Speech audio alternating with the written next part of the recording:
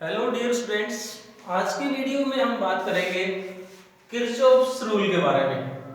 देखो, यदि हमारे पास में कोई सिंपल इलेक्ट्रिकल सर्किट होता है तो वहां पर यदि हमें इक्विवेलेंट रेजिस्टेंस या पोटेंशियल डिफरेंस निकालना हो तो हम ओम्स लॉ को यूज करके निकाल लेते हैं।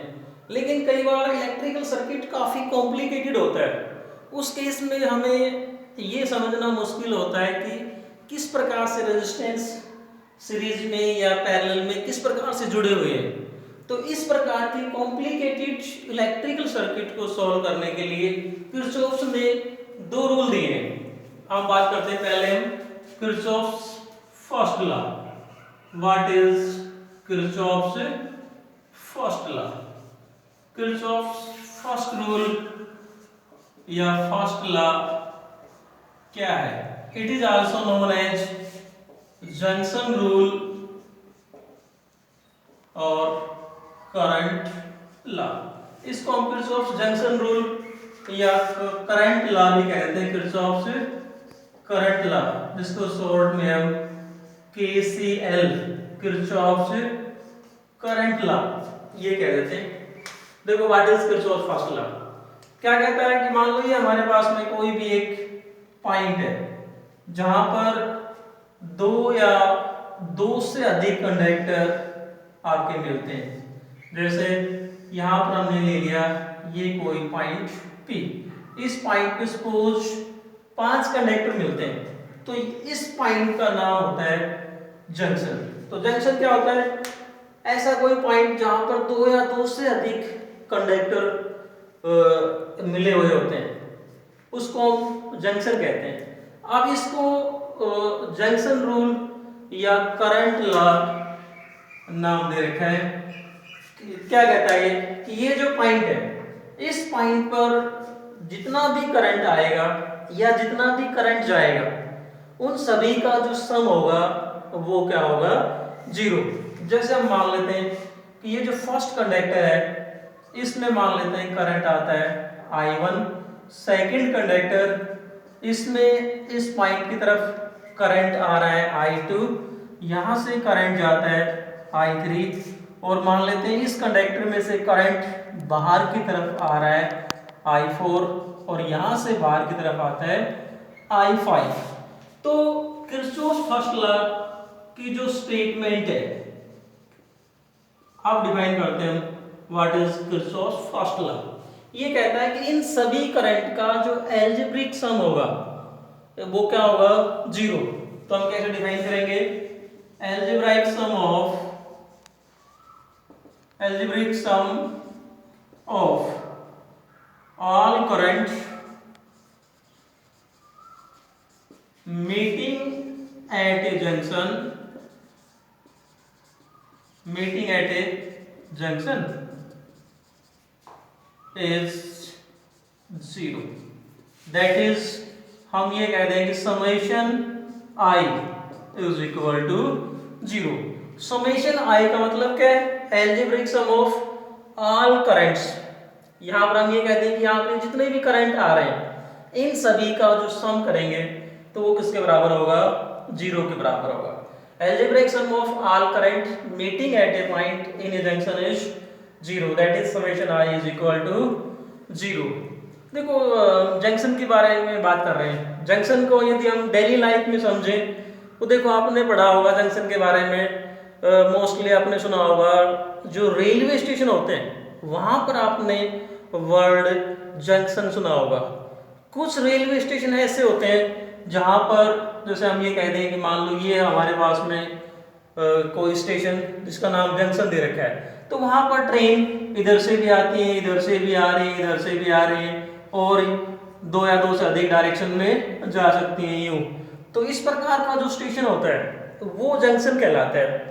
और यदि वन वे हो कि एक तरफ से ट्रेन आए और सीधी चली जाए, यूं आए यूं चली जाए, या फिर यूं आए यूं चली जाए, तो उस स्टेशन का नाम जंक्शन नहीं होता है। जंक्शन कौन सा स्टेशन होता है? जहां पर दो या दो से अधिक डायरेक्शन से ट्रेन आती है, दो या दो से अधिक डायरेक्शन में जा सकती हैं। इसलिए इसको भी किससे जोड़ा हुआ है? जंक्शन से, कि ये कोई पॉइंट है, यहाँ पर किसी भी डायरेक्शन से करंट आ सकता है, किसी भी डायरेक्शन में करंट जा सकता है, इसलिए इसको हम जंक्शन रूल कहते हैं। स्टेटमेंट क्या है कि इस पॉइंट पे कहीं से भी करंट आए या किधर भी जाए, इन सभी करंट का जो सम होगा वो क्या होगा, जीरो।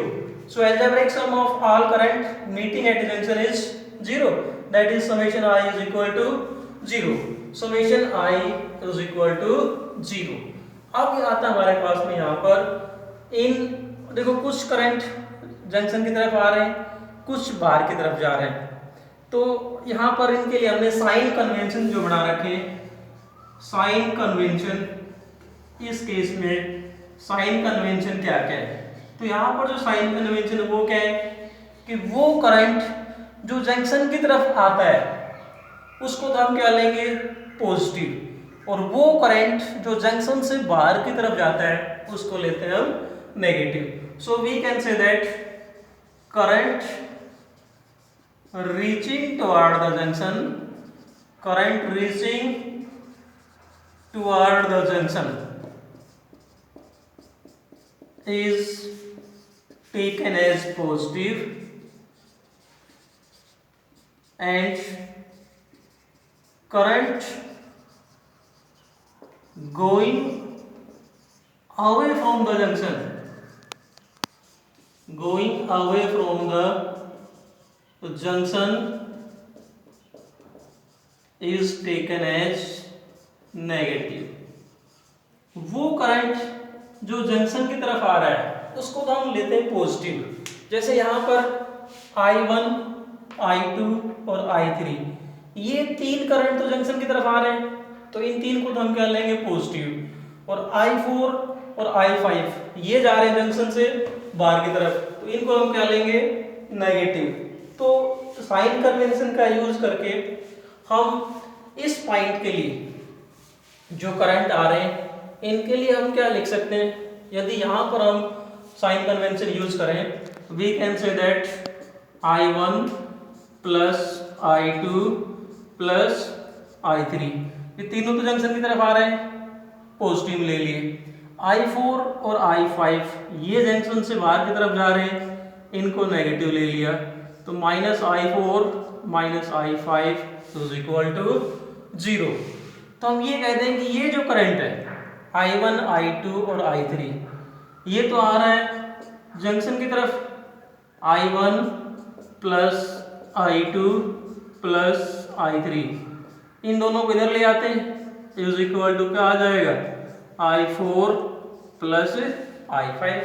तो यहाँ से हम ये भी कह सकते हैं कि जितना करंट जंक्शन की तरफ आ रहा है उतना ही बाहर की तरफ जा रहा है, मतलब जितना करंट आ रहा है उतना ही बाहर की तरफ जा रहा है, या हम यूं कहते हैं इसको I in is equal to I out। तो जितना करंट अंदर की तरफ आ रहा है उतना ही क्या होगा, बाहर की तरफ आएगा। सो इन सभी का सम क्या हो गया, 0 आएगा। This is Kirchhoff's first rule और किरचॉफ्स करंट लॉ। अब यहाँ से हम एक बात और करते हैं कि Kirchhoff's current law it follows a law of conservation of charge, it follows law of conservation of charge। Kirchhoff's first law of conservation of charge को फॉलो करता है। कैसे फॉलो करता है, देखो यहाँ पर हमने ये देखा है कि जितना करंट इस पॉइंट P पे आ रहा है उतना ही बाहर की तरफ जा रहा है। इसका मतलब क्या हुआ कि करंट का मतलब rate of flow of charge, means जिस रेट से इस पॉइंट P पे चार्ज आया उसी रेट से बाहर की तरफ जा रहा है। इट मींस ये जो चार्ज है, ये जो पॉइंट P है ना तो किसी प्रकार के चार्ज को अब्जॉर्ब कर सकता, ना कोई चार्ज अपने आप प्रोड्यूस कर सकता। जितना चार्ज यहाँ पर आएगा उतना ही यहाँ से बाहर की तरफ जाएगा। सो टोटल चार्ज क्या रहेगा, constant. So we can say that Kirchhoff's first law follows law of conservation of charge. अब समझते हैं हम किरचॉफ्स सेकंड लॉ, जिसको हम वोल्टेज लॉ भी कह देते हैं या लूप लॉ भी कह देते हैं, क्योंकि इसको हम किसी क्लोज इलेक्ट्रिकल सर्किट या क्लोज लूप पे अप्लाई करते हैं। So it is known as Kirchhoff's loop law. अब इसमें हम बात करते हैं पहले इसकी स्टेटमेंट क्या है वो समझते हैं। It states that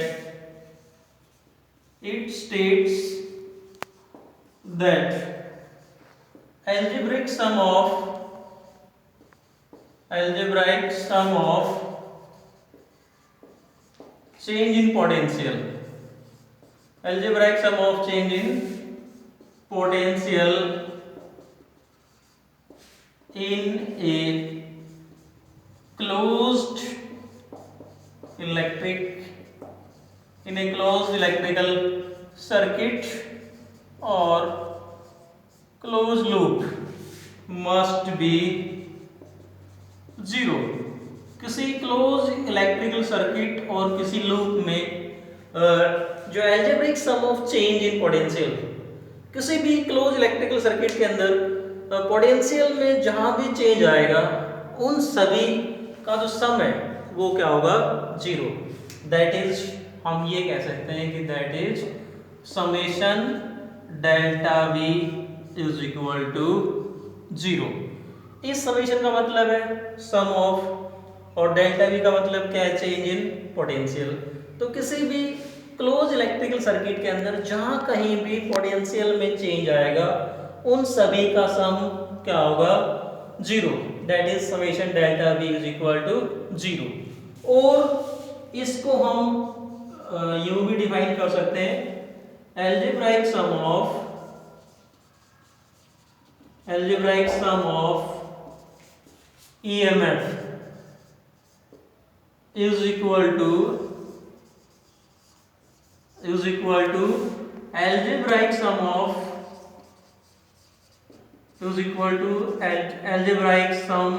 of product of current and resistance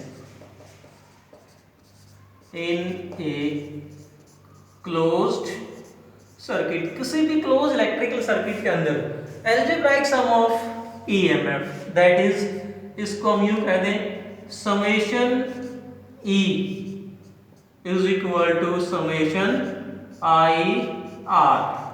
देखो समेशन ई का मतलब क्या है, एल्जेब्राइक सम ऑफ ईएमएफ, और समेशन आई आर का मतलब क्या है, algebraic sum of product of current and resistance. I R क्या, product of current and resistance, और ये क्या लगा दे, summation.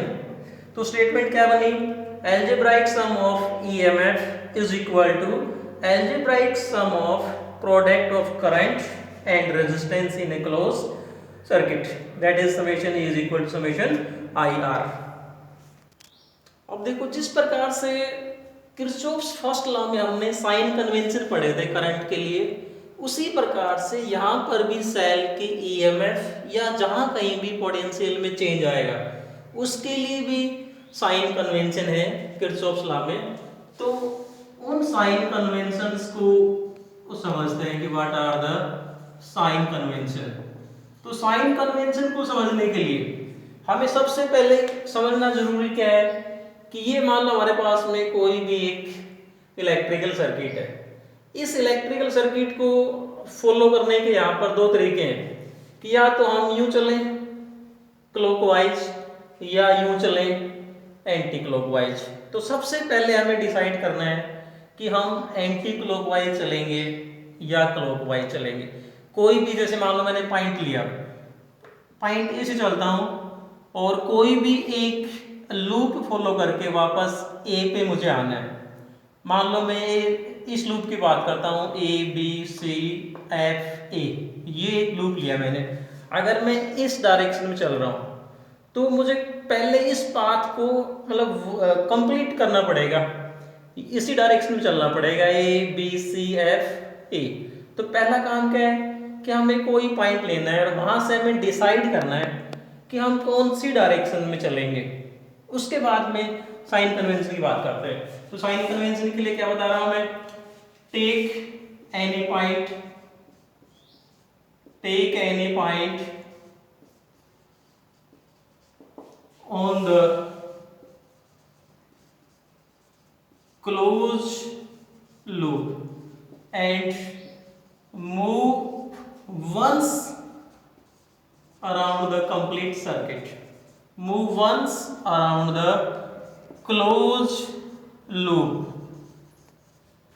in any direction clockwise और एंटी क्लॉकवाइज। हम किसी भी डायरेक्शन में चल सकते हैं, क्लॉकवाइज या फिर एंटी क्लॉकवाइज। कोई एक पॉइंट लेते हैं और उस लूप को कंप्लीटली फॉलो करते हैं। उसके बाद में देखो साइन कन्वेंशन क्या आएंगे। पहले हमने पॉइंट ले लिया, लूप को फॉलो करते हैं। लूप को फॉलो करने के बाद में हमारे पास में क्या आएंगे, या तो सेल आएगा या रेजिस्टेंस आएगा।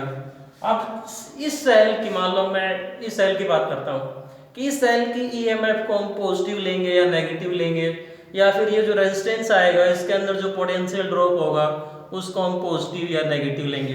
तो साइन कन्वेंशन क्या है, देखो दो साइन कन्वेंशन है, एक तो सेल के लिए और एक रेजिस्टेंस के लिए। तो सेल के लिए लिख रहा हूं मैं क्या है, EMF of a cell is taken negative और positive according to terminal of the cell, according to terminal of the cell which is encountered first, which is encountered first in the closed loop। जब हम close loop को follow करते हैं, देखो ये जो मैंने लिखा है कि EMF of a cell is taken negative और positive according to terminal of the cell. हमें इस बात को समझना है कि जब हम कोई क्लोज लूप को फॉलो करते हैं तो सेल का जो भी टर्मिनल पहले हमारे सामने आएगा, देखो ये लिखा था मैंने कि विच इज एनकाउंटर्ड फर्स्ट, मतलब जिस भी सेल के टर्मिनल से हमारा सामना होगा, जैसे हम यूं चलते हैं ए से बी की तरफ, तो पहले सेल का टर्मिनल कौन सा आया, पॉजिटिव, तो इस सेल की ईएमएफ को हम क्या लेंगे, पॉजिटिव। यदि मान लो हम पाथ यूं फॉलो करते, बी से ए की तरफ फॉलो करते, तो इस सेल का टर्मिनल पहले कौन सा आता, नेगेटिव, तो सेल की ईएमएफ को क्या लेते, नेगेटिव। सो ये तो हो गया सेल की ईएमएफ के लिए। अब दूसरा रूल किसके लिए, रेजिस्टेंस में जो पोटेंशियल ड्रॉप होगा उसके लिए। सो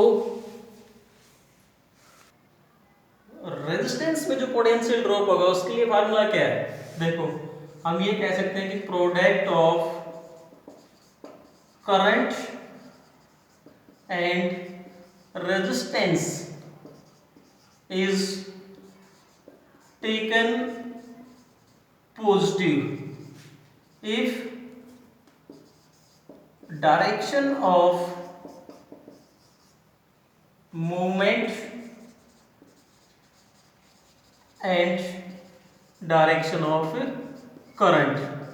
if direction of our movement मतलब हम जिस डायरेक्शन में पाथ फॉलो कर रहे हैं वो, और direction of current both are in same direction, यदि दोनों एक ही डायरेक्शन में हो, मतलब जिस डायरेक्शन में हम पाथ फॉलो कर रहे हैं उसी डायरेक्शन में करंट हो, तब करंट और जो रेजिस्टेंस है इनके प्रोडक्ट को हम क्या लेंगे, पॉजिटिव।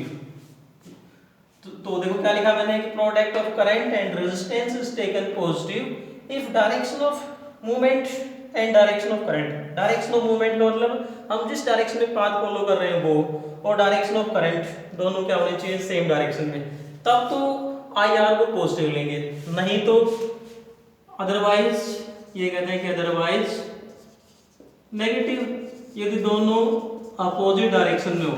किसके लिए, अपोजिट डायरेक्शन के लिए, करंट की डायरेक्शन और हमारी जो पाथ को जो फॉलो करने की जो डायरेक्शन है वो अपोजिट हो, तो आई आर को क्या लेंगे हम, नेगेटिव।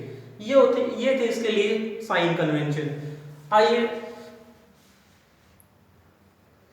इसको हम यहां पर हमारे पास में देखो अलग अलग लूप है, जैसे एक लूप लेते हैं क्लोज लूप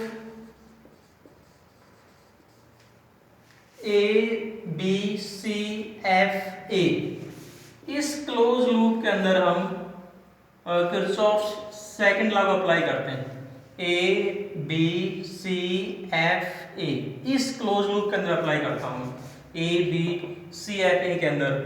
तो जैसा हमने लिखा है ए बी सी एफ ए, तो हमें इसी प्रकार से पाथ को फॉलो करना है, ए से बी, बी से सी, सी से एफ, एफ से ए।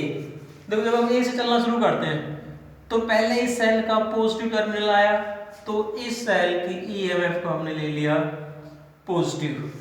आगे चलते हैं ए से बी की तरफ, यहां से करंट आ रहा है I1, करंट की डायरेक्शन है इधर, देखो करंट की ये डायरेक्शन है, हम यूं चल रहे हैं, दोनों अपोजिट डायरेक्शन में है, तो इसको क्या लेंगे हम, negative. Product of current and resistance हो गया नेगेटिव। फिर क्या है, देखो बी से सी, बी से सी के बीच में ना कोई सेल है ना कोई बैटरी है, सो कोई पोटेंशियल में चेंज नहीं आएगा। फिर है सी से एफ, जब हम सी से एफ की तरफ आते हैं तो देखो ये करंट की डायरेक्शन है और हमारी डायरेक्शन ये है, दोनों अपोजिट हो गए, तो इसको क्या लेंगे, नेगेटिव। करंट कितना है, I1 प्लस I2, और रेजिस्टेंस इसको R3 नाम दे देते हैं, R3। आगे देखो F से A, ना कोई सेल है ना बैटरी है, कोई चेंज नहीं आएगा। अब किरचॉफ्स लूप लॉ क्या है कि इन सभी का जो सम है वो किसके बराबर होगा, 0 के बराबर। सो हम इसको हम यूं भी कह सकते हैं कि E1 इज इक्वल टू, इन दोनों को इधर ले आता हूं मैं, I1 R1 प्लस में I1 प्लस I2 इंटू क्या है, R3, जो हमने स्टेटमेंट लिखी थी, summation E is equal to summation IR, exactly उसी प्रकार से ही आ जाता है। जैसे हम दूसरा और कोई लूप ले लेते हैं, और कोई लूप ले लेता हूं मैं, मान लो ये लूप लेते हैं, A B C D E F A, इसी लॉ को हम दूसरा लूप लेके समझते हैं, A B C D E F A B C D E F A, इस लूप पे अप्लाई करते हैं। देखो जैसे हम ए से बी तक चलेंगे, पहले सेल आई, इसका टर्मिनल पहले आया पॉजिटिव, तो सेल की ईएमएफ होगी पॉजिटिव। इसी प्रकार से यहाँ पर करंट इस डायरेक्शन में हम यूं चल रहे हैं, क्या आएगा, माइनस I1 R1। फिर B से C तक कोई चेंज नहीं, C से D तक कुछ भी नहीं आएगा, D से E तक आएंगे, तो पहले आया रेजिस्टेंस, और रेजिस्टेंस में करंट देखो इस डायरेक्शन में आ रहा है, हम भी यूं ही चल रहे हैं, तो इसको क्या लिखेंगे, प्लस का I2 R2। आगे ये सेल आ गई, इसका पहले टर्मिनल आया नेगेटिव, तो इसको क्या लेंगे हम, माइनस E2। आगे चलते हैं यहाँ तक, ना कोई सेल है ना रेजिस्टेंस है, और इन सभी का सम क्या आ जाएगा, 0। और इसको हम ये भी कह सकते हैं E1 माइनस E2, EMF को तो एक साइड रख लेते हैं, IR को उधर लेके चलते हैं, क्या आ जाएगा, I1 R1, ये तो जो माइनस का था प्लस का हो गया, और ये प्लस वाला है वो क्या आ जाएगा, माइनस का I2 R2। तो ये था हमारे पास में किरचॉफ्स वोल्टेज लॉ को किस प्रकार से हमें अप्लाई करना है। डियर स्टूडेंट्स, आपको यहाँ पर अलग अलग बुक में कंफ्यूजन हो सकता है, किसी सेल में आपको ये मिलेगा कि यदि सेल का टर्मिनल पहले पॉजिटिव आता है तो सेल की ईएमएफ को आपको नेगेटिव लेनी है, तो उससे कुछ फर्क नहीं पड़ना है, क्योंकि हमें क्या करना है, अलजेब्राइक सम करना है। अगर हम ये कहते हैं कि मान लो एक सेल की ईएमएफ को हमने नेगेटिव लिया, तो अगली क्या हो जाएगी, अपने आप ही पॉजिटिव हो जाएगी, उनका सम करेंगे तो क्या होगा, 0। जैसे मान लो मैंने ये कह दिया कि minus E1 plus E2 is equal to 0, या इसको यूं कह दें E1 minus E2 is equal to 0, उससे कुछ फर्क नहीं पड़ता है। तो ये था हमारे पास में किरचॉफ से voltage law. Thanks and keep on watching.